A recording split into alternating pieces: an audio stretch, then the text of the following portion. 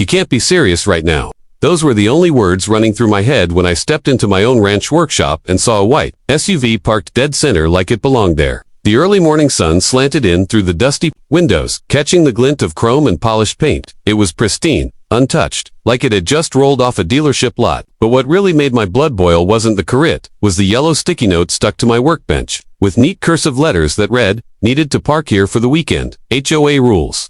Karen." That smiley face. It was the cherry on top of an insult sundae. My jaw clenched as I looked around. My welding table had been shoved aside, metal parts scattered. Someone had touched my tools, moved my things, walked right into my private, locked building and treated it like their own garage. No note of apology, no phone call, just that smug little sticky note. I took a slow breath and stepped further inside, the gravel crunching under my boots. The air smelled like oil and dust and something else. Violation. This wasn't just some harmless mistake. This was entitlement, plain and simple. And I already knew exactly who did it. Karen, the woman who had declared herself the president of an HOA that I wasn't even a part of. My ranch wasn't under any HOA jurisdiction. It sat proudly on the outskirts of the neighborhood, surrounded by fields, livestock, and peace. Or, at least, it used to be peaceful until Karen moved into that fancy two-story house across the gravel road about 8 months ago. Ever since then, she'd been a constant nuisance. At first, it was small things. Complaints about the smell of my horses, accusations that my barn didn't match the aesthetic of the community. I laughed it off. I didn't owe her any explanations. I lived outside the boundaries of her little rulebook, and I had no intention of playing by it. But Karen didn't seem to get that message. She'd show up uninvited, clipboard in hand, always with that tight smile that barely hid her condescension. She complained about my tractor noise. She once left a pamphlet in my mailbox about property appearance standards. I ignored her every time. But this was something else entirely. She had somehow gotten inside my workshop. I always locked it, always. The only way in would have been with a key or by breaking in. My stomach churned. Did she pick the lock? Did she find a spare key hidden somewhere? Or worse, did she make a copy at some point when I wasn't looking? The thought made my skin crawl. I stepped closer to the SUV, noticing a yoga mat in the back seat, a Starbucks cup in the holder. She hadn't just parked it here by chance. She planned this. She treated my workshop like her personal parking garage because she knew I wouldn't be home all weekend. She must have seen me loading up my truck the day before when I told a neighbor I was heading out to check cattle 2 towns over. She took advantage of my absence. That realization hit me like a slap. It wasn't an accident. It was premeditated. And that changed everything. I stood there in silence for a moment. The morning birds chirping outside. The workshop still and quiet except for the faint ticking of my wall clock. I could feel my heartbeat in my ears. Most people would have gone straight to the sheriff, reported a trespassing, maybe even pressed charges. But I've lived on this land a long time. I don't like drama. I don't like noise, and I sure as hell don't like people walking over me. No, I wasn't going to call anyone. I wasn't going to knock on her door and argue, or send a text, or leave a passive-aggressive note. That wasn't my style. If Karen thought she could waltz into my property and do as she pleased, then she was about to learn a very different kind of lesson. My eyes slowly drifted toward the back of the workshop, where my welding rig sat. The tank was full, the cables coiled, the torch clean and ready. I didn't need to say a word. I just needed to work. Because if Karen was going to treat my workshop like a garage, then she better be ready for the kind of security garages come, with heavy duty, hot, and permanent. I grabbed my gloves, lowered my welding mask, and rolled the tank toward the steel double doors that closed from the outside. I measured twice, welded once, sealed the latch, shut with thick, even beads of molten steel. The sun climbed higher as sparks flew, the air filled with the smell of burning metal. The sound echoed through the still morning. I didn't stop until those doors were sealed like a vault. I wasn't done. I checked the ventilation in the workshop, made sure it wasn't a danger. This wasn't about revenge, it was about boundaries, about respect. I didn't want to trap her SUV forever, just long enough for her to understand she couldn't walk into other people's spaces without consequences. I stepped back to admire the job. The doors looked normal from afar, but up close, the welded seams glinted with defiance. Satisfied, I packed a small bag, jumped into my truck, and hit the road. No note, no explanation, just silence, a locked building, and a weekend away from it all. As I drove down the gravel road, dust kicking up in my rearview mirror, I smiled for the first time that morning. I could already imagine her face when she returned to find her precious SUV trapped, her calls, her confusion, her fury. But it wouldn't matter. I wouldn't be there to hear it. I turned up the radio, let the wind roll through the window, and headed for my cousin's place out by the lake. Some people leave town to escape trouble. I left knowing I was the trouble and I had just welded it shut. ruler of lawns, fences, driveways, and decor. The strange thing was, she didn't even hold an official position in the neighborhoods. HOA was just loud enough and persistent enough that everyone started treating her like she did. Her word carried more weight than it should have. And while the newer residents nodded along nervously to her recommendations, those of us who had been living here longer mostly just ignored her. Still, there's a difference between ignoring someone and underestimating them. And clearly, I had underestimated Karen. I had thought she was just a nuisance. Someone who liked to hear herself talk and slap warning notices on people's porches. But breaking into my locked workshop and parking inside like it was a covered garage, that was next-to-level audacity. It wasn't just bold, it was invasive. And worst of all, it was strategic. You see, a few days before this all happened, I had been talking to my neighbor Mike near the fence line. Karen had passed by in her usual slow-motion HOA patrol, eyes narrowed like she was scanning for unauthorized weeds. I remember her stopping and pretending to adjust her sunglasses while eavesdropping on our chat. I had casually mentioned I'd be heading out that weekend, visiting my cousin's place near Ridge Creek. At the time, I didn't think anything of it. But now, putting the pieces together, it was obvious. Karen had overheard me and saw an opportunity, an empty ranch, a closed-up shop. No one around to catch her in the act. In her mind, it must have seemed perfect. I imagined her marching up my gravel driveway early Saturday morning, SUV humming, smug expression in full effect. Maybe she even told herself it wasn't a big deal, just a temporary solution to her parking problem. Maybe her garage was full, or maybe she didn't want to park on the street during some HOA event. Or maybe, just maybe, she did it to prove a point, to show me that no matter how much land I owned, or how far I lived from her rules, she could still make her presence known. That was the thing about Karen, she didn't like being ignored, and I had been ignoring her for months. She had tried subtle things at first, leaving flyers in my mailbox about property value preservation and community alignment. Once, she came to my door with a laminated booklet and tried to convince me to repaint my barn a more neutral shade. I had shut the door halfway through her pitch. Then came the false complaints. She called animal control once because she claimed my horses were disturbing the neighborhood with their noise at night. Another time, she told the county that my truck was abandoned because it was parked off to the side while I worked on its transmission. Each time, the officials came and left empty-handed, shaking their heads and apologizing. It became clear that Karen wasn't just a busybody, she was on a mission to control everything she could see, hear, or even imagine. But despite all her efforts, I had never engaged, I never retaliated, never confronted her, and I think that drove her mad. She thrived on confrontation, on the tug-of-war of authority, so when I gave her nothing, she escalated. She waited for a chance to show me that she could walk right onto my land and use it like it was hers. And when that SUV entered my workshop, I'm sure she felt victorious. I could almost hear her voice in my head, chirping, "It's not a big deal, just temporary. You weren't using it anyway." But that kind of mindset is dangerous. Because once someone convinces themselves they're entitled to what's yours, there's no telling where they'll stop. And I wasn't about to wait around to find out. The weekend I left town was peaceful. My cousin lives near a quiet lake surrounded by pine trees and fishing trails. We grilled burgers, swapped stories, and drank cold beer as the sun went down behind the hills. But part of me kept checking my phone, waiting for the inevitable. And sure enough, by Sunday morning, the notifications started rolling in. Missed calls, voicemails. My security system sent me clips from the workshop's motion camera. There she was, Karen, standing outside the sealed doors in her designer sweatpants and oversized sunglasses, pulling at the handle like it would magically give. She called someone on speaker, pacing like a caged animal. I didn't bother listening to the messages. I didn't need to. I already knew what she was saying. Accusations, outrage, demands, probably even a tearful claim that she was the victim. By the time she brought the sheriff into it, it was already too late. The footage showed her walking up with an officer, gesturing dramatically at the sealed door. He inspected the scene, made a few notes, then looked at her and shook his head. That's when the magic happened. Her face, once full of righteous anger, shifted into pure disbelief. The officer didn't side with her. He didn't sympathize. Because the facts were plain. She had trespassed. She had used private property without permission. And in doing so, she had lost any right to complain about what happened after. The camera caught her storming off, red-faced and defeated. When I got back on Monday, there was no SUV in the workshop. She must have gotten it out after I left the welds partially sliced open, just enough for the doors to move. But she had left behind another note, this one less cheerful. "You're going to regret this. The HOA will be hearing about you." That was all. No apology, no explanation, just a final warning from a woman who realized too late that she picked the wrong rancher to mess with. I pinned the note next to the first one on my workbench like a little trophy collection. And from that day forward, she never stepped foot on my land again. The moment I decided not to call the sheriff, not to report Karen or bang on her door, something shifted inside me. I'd spent most of my life minding my own business, living by a simple rule: you don't start trouble, but you don't back down from it either. I wasn't going to yell, argue, or make a scene. That's what Karen wanted. She thrived on chaos and confrontation.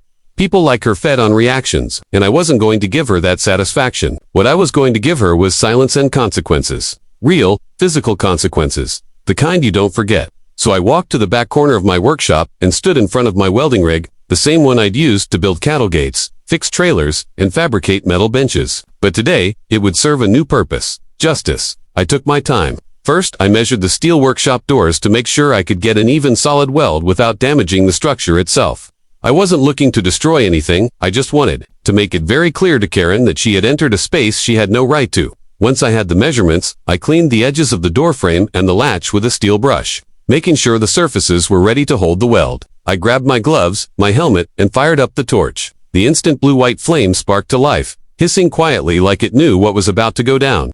I moved slowly and precisely, welding the outer latch of both doors shut, one thick bead at a time. Sparks flew, bouncing off the concrete floor and lighting the early morning shadows with brief flashes of fire. The sound echoed through the shop, a steady crackle, like fireworks in slow motion. I made sure it wasn't a sloppy job. I wanted it clean, deliberate, and unmistakable.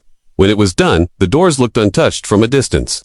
But anyone who tried to open them would quickly realize they weren't going anywhere. After sealing the doors, I stepped back and checked the interior one last time. The SUV was parked in the middle, undamaged. My tools were back where they belonged. The building had more than enough airflow from the vents I had installed years ago. I wasn't trapping an animal, I was just making a point. I knew Karen would come storming back the next day or the day after, expecting to grab her car and go to whatever brunch, HOA meeting, or yoga session she had lined up. And when she found out the doors wouldn't open, when she realized she was completely shut out, it would shake her, because for once, she wouldn't be in control. For once, she'd be the one staring at a line she shouldn't have crossed. And better yet, I wouldn't even be there to see it. I locked up my house, left some feed for the livestock, and headed out of town. My cousin's place was about an hour-and-a-half drive away, nestled near a lake with towering pine trees and quiet trails, the kind of spot where you can actually hear yourself think. We spent the weekend fishing off the dock, flipping burgers on the grill, and laughing over old stories from our childhood. But even as I relaxed, my phone buzzed nonstop. I didn't even look at the notifications until late Sunday afternoon, and when I finally did, I couldn't help but grin. There were missed calls from a number I didn't recognize. Voicemails, texts that read things like, "You need to call me now, and this is illegal. I'm calling the police." Classic, carrying capital letters, empty threats, and total ignorance of the law. The real treat came from the footage my security cameras had recorded. I had one mounted above the barn and another hidden across from the workshop entrance. The video clips showed her pulling up late Saturday afternoon, stepping out of another car, probably one of her friends, wearing her usual over-the-top outfit, leopard print leggings, massive sunglasses, and a designer purse. She strutted up to the doors with her phone in one hand, pressed the handle, and immediately yanked back in surprise when it didn't budge. At first, she looked confused. She tried again, this time with both hands, and then kicked the door in frustration. She started talking into her phone, clearly trying to reach someone to fix this situation, as she no doubt called it. I watched her pace in circles, point at the building like she was yelling at it, and finally stump back to her friend's car and drive away. But she wasn't done, not even close. The next video showed her returning Sunday morning, this time with the sheriff. The deputy was calm, probably used to this kind of nonsense. He walked up to the door, inspected the seam, and turned to speak with her. She gestured wildly, pointing at the building, her voice clearly rising. But the deputy just shook his head and spoke firmly. Then came the best moment, the one that made my whole plan worth it. Karen's face went from self-righteous rage to stunned silence. She threw her hands in the air and stormed off again, defeated. The officer looked around, then left. No ticket, no follow-up, nothing. Just a hard lesson for someone who thought she was above everyone else. That evening, I drove back home. The sun was low on the horizon, casting gold over the fields. As I pulled into my driveway, I noticed right away that the SUV was gone. Karen had clearly come back and cut the welds just enough to get inside, probably hired someone to do it, since I doubted she could even operate a butter knife, let alone a cutting torch. But I wasn't angry. I hadn't done it to punish her permanently. I did it to remind her that my property isn't hers to use ever. Inside the shop, everything was back in place. Except now, taped to the workbench next to her original note, was a new message. Same handwriting. No smiley face. Just a threat. You're going to regret this. The HOA will be hearing about you. I laughed out loud, shook my head, and pinned up It right next to the first one like a pair of trophies. She still didn't get it. She thought her imaginary rules still had weight here. But after this stunt, I had the upper hand and the entire neighborhood had seen it. When Monday morning rolled around, the sun hadn't even fully stretched across the horizon before I was back on my ranch, coffee in hand, boots crunching over gravel. I parked my truck and took a slow walk toward the workshop, expecting some sort of mess left behind. But to my surprise, everything looked intact. Doors, slightly scuffed near the bottom. Probably from someone trying to pry them open, but otherwise solid. The thick welds I had laid down were partially ground away. Clean but clearly rushed, and the steel doors now hung slightly uneven. It was obvious someone had come in with tools to free the SUV. And unless Karen had taken a weekend crash course in metalworking, she'd brought someone in to do it for her. Still, the inside was untouched. My equipment was back where it belonged. The lights were off, and the SUV was gone. No property damaged. No tools missing. But the sense of satisfaction that was still very much there. I knew she'd been here. I knew she had to face the embarrassment of calling someone for help and watching them react to what she'd gotten herself into. I stepped inside, took a deep breath, and smiled as my boots echoed against the concrete floor.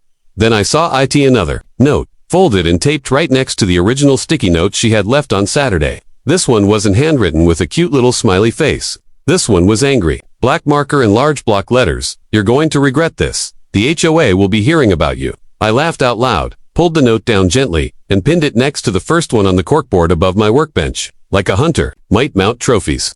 She still didn't understand this wasn't her kingdom, and I wasn't one of her subjects. Out here, respect is earned, not demanded. And breaking into a man's shop, using it like a valet service, and then threatening him when he reclaims it, that's not how things work. I spent the rest of that morning inspecting the property. The cameras had done their job beautifully. Footage from Sunday showed everything from the moment Karen pulled up with some hired handyman to the exchange. With the sheriff, the guy she brought looked confused, hesitant, probably wondering why he was being asked to cut open a private building. The sheriff, on the other hand, stood calm, as ever, arms folded, watching it all unfold. Karen gestured, like a traffic cop on steroids, red-faced and loud. But the sheriff never moved to stop anything. Because legally, she was the trespasser. I hadn't harmed her vehicle, I hadn't damaged her property. I'd simply secured my own building, and she was the one who had violated my space. There was no report filed against me. No warning, no legal consequences. The officer left without saying a word to me because there was no reason to dot by the time word got out in the neighborhood. The story had taken on a life of its own. I went into town on Wednesday to grab supplies and couldn't walk 2 steps without someone bringing it up. At the feed store, old man Curtis chuckled as I walked past and said, "Heard, you finally gave Queen Karen a reality check." At the diner, Patty, the waitress, poured me an extra coffee on the house and leaned in with a smirk. "So, is it true you welded her car inside your shop?" I didn't say yes, didn't say no. I just smiled, took a sip of coffee, and said, "She parked where she shouldn't have, that's all, it was enough." The entire town seemed to have rallied behind me. People were tired of Karen's antics, tired of being told what color to paint their fences, or how many lawn decorations were too many. She had bullied and barked her way through half the street. And now, she'd finally met a wall she couldn't push through. Karen, on the other hand, had gone silent at least publicly. Her usual routine of morning patrols and random complaints had mysteriously stopped. She wasn't seen power walking with her little clipboard. She wasn't knocking on doors, preaching about community standards. She'd retreated, licking her wounds, probably trying to figure out how to save face. A few neighbors told me she was furious, ranting to anyone who'd listen about illegal imprisonment and property damage. But those words don't mean much when there's no police report, no lawyer willing to take the case, and zero sympathy from the people around you. One guy, Jim, from 2 doors down, Evan, told me that Karen had tried to rally the HOA board to take disciplinary action against me, only to be reminded yet again that my ranch wasn't under their jurisdiction. "He's not one of us," someone apparently told her. "He's on his own land." That must have hit her hard, and that's what made it all so satisfying. I didn't yell, didn't argue, didn't stoop to her level. I used silence and steel. I used my tools and my time and a little bit of planning to send a message she couldn't ignore. She had trespassed, and I had responded not with rage but with calm, precise action. That was what really got under her skin. Because people like Karen expect to win by default. They expect others to bow, apologize, give in. But I wasn't wired that way. I wasn't raised that way. And after this whole incident, she knew it. Later that week, I added new locks to the workshop, upgraded the cameras, and even put up a fresh metal sign on the gate. It didn't say no trespassing. No, that was too common. Mine read, "Private property, unauthorized parking will be sealed permanently." I didn't care if it sounded like a joke. Those who knew the story understood exactly what it meant. A week passed, then two. Karen stayed quiet. My shop stayed mine. And for the first time in a long time, the ranch felt peaceful again. No more HOA flyers in my mailbox. No more clipboard visits. Just the sound of wind through the grass, the steady hum of my tools, and the quiet satisfaction of having stood my ground. There's a line that some folks don't see until they've already crossed it. Karen crossed it the moment she walked into my workshop without permission. She thought rules didn't apply to her. But now, every time she drives by my place, I hope she remembers what welded steel looks like up close. I hope she remembers how heavy a closed door can feel when you don't have the right to open it.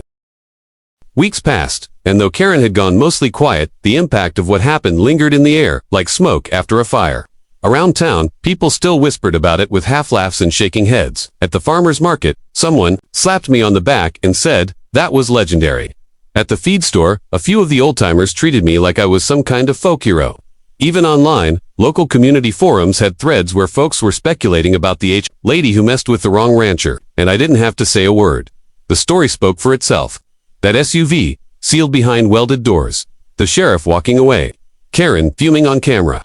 My quiet, calculated response had left more of a dent than any argument or legal letter ever could, and while I didn't do it for the attention, I couldn't felt good to know I'd stood my ground the right way. Karen, meanwhile, became a ghost of her former self. Gone were the days of her marching around with a clipboard and an air of superiority. No more flyers. No more HOA warnings mysteriously taped to mailboxes. Her daily power walks vanished. She kept to herself, probably still reeling from the humiliation. Word had gotten around to the HOA board, of course, but when she tried to convince them to take action against me, they reportedly reminded her again that my land wasn't part of the HOA boundaries. I'd heard from a couple of board members that she had nearly burst into tears when they told her there was nothing they could do. Apparently, she called it a threat to neighborhood safety. What she didn't understand was that nobody else saw it that way. Most folks were relieved that someone had finally stood up to her nonsense. She had terrorized this area for too long, and now someone had drawn a line she couldn't cross. But the story didn't just end there. A couple of weeks later, I noticed a for sale sign going up in front of Karen's house. At first, I thought maybe it was a coincidence, maybe she was moving for some unrelated reason. But then, I heard from my neighbor, who overheard Karen on the phone with a real estate agent, ranting about living near dangerous, unpredictable people. That made me chuckle. The same woman who trespassed into my private building, took over my workshop, and treated it like a parking garage, was now calling me dangerous. The irony was so thick, you could cut it with a hay hook. Still, I didn't gloat. I didn't throw a party. I just nodded quietly to myself and went back to work, fixing a fence post and tightening some loose barn hinges. Because in the end, it wasn't about winning or losing. It was about sending a message. And that message had been received. The town seemed calmer now. Without Karen prowling around, people felt less tense. I had neighbors stopping by just to chat, drink sweet tea, and sit under the shade of the big oak by my driveway. One of them, a retired trucker named Sam, told me, "What you did, that wasn't just for you, man. That was for all of us." And I understood what he meant. Karen had spent years trying to control everyone else's choices, what kind of porch chairs they had, what color they painted their shutters, whether their garden gnomes were appropriate. People were exhausted from it. And when I welded those doors shut, it didn't just stop her from parking in my shop. It broke the illusion that she had any real power. It reminded everyone that sometimes standing your ground is the only way to keep your freedom. I'd be lying if I said I wasn't tempted to do more, to write a long post on social media or share the security footage online. But I held back. I didn't want to become the next drama magnet. I didn't need more attention. I had made my point without words, and that was enough. Besides, I had a ranch to run. Cattle don't care about HOA drama. They need water, food, and clean shelter. Fences need mending. Fields need mowing. Life goes on, and the land always finds a way to remind you what really matters. Still, every now and then, when I pass by that workshop door and see the faint scarring where I laid down that thick line of weld, I smile. Not because I'm proud of what I did, but because I didn't let someone walk all over me. Karen finally sold the house about a month later. The new family that moved in, young couple with a toddler and a Labrador, are kind, quiet, and keep to themselves. They waved when they saw me out in the field one morning, and I waved back. No clipboards, no rules, just decent neighbors trying to live in peace. The difference was like night and day. For the first time in almost a year, the neighborhood actually felt like a community again.